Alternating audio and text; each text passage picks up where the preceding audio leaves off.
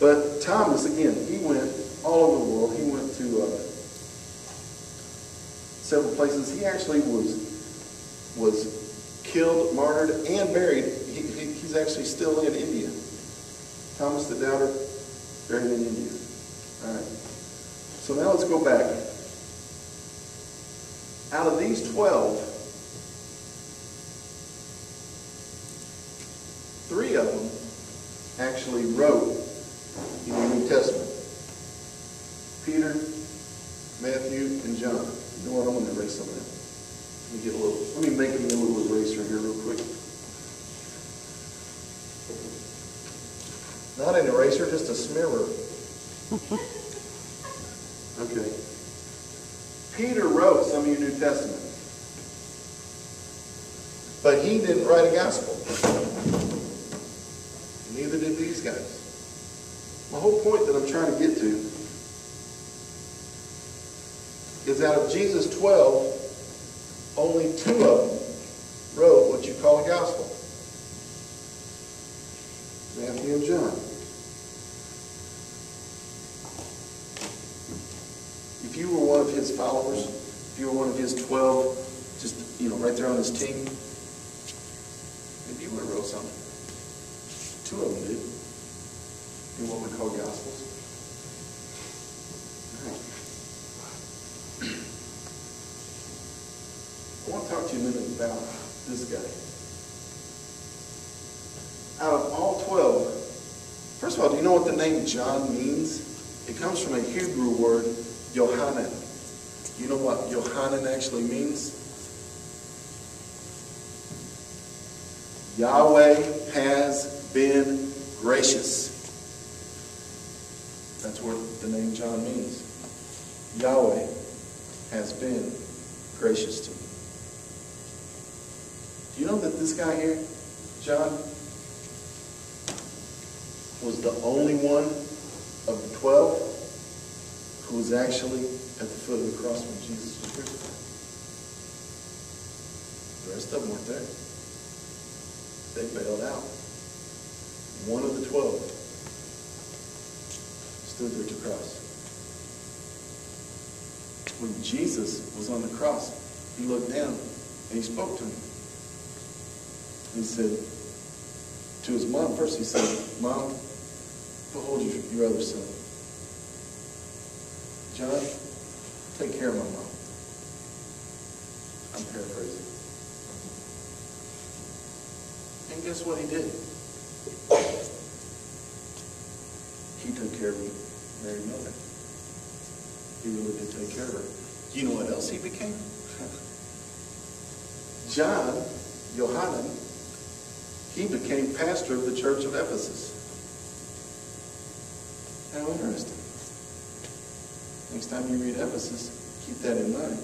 The pastor of their little church was John, not John the Baptist. That was a cousin. That was the only disciple of Jesus who was at the foot of his cross. And Jesus said, "John, take care of my mom. And Mom, take care of your other son." Okay? Now,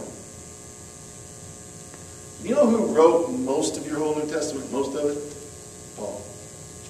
Paul was not a disciple. Paul's a whole different story. You know who wrote more books than anybody else except Paul? John. He wrote 5 books in your New Testament.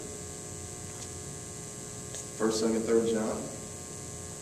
The Gospel according to John. That's the title of it. The good news. Here's how you say it. The good news according to John. Or according to Yohanan. The good news about Jesus according to the one who Yahweh has poured out graciousness upon. And he wrote another book. And guess what it's titled? You may need to turn. Because people misquote it. People call it, the book of Revelations. Not. Here's the title. Yeah, turn to your own. The Revelation to John. About or in regard to Jesus of Nazareth, or Jesus the Messiah. It's called the Revelation to John. Now, we got different translations here. I'm reading out of the New American Standard, and that's, if you got a King James or something, it may say something else. But the whole point is this. Look up, guys. Out of the 12, here's something else I want you to understand. He was the only one at the cross. He was the only one of the 12 that was not martyred. He was the only one of the 12 that did not get put to death. Are y'all good at math? All right, keep up with me. Here's something else you've probably never been taught in Sunday school. These guys, when Jesus called them to follow him, were young men, possibly teenagers. Why? Because all of them lived. Remember, when Jesus rose from the dead, it started the new AD time, right? Started the new first century.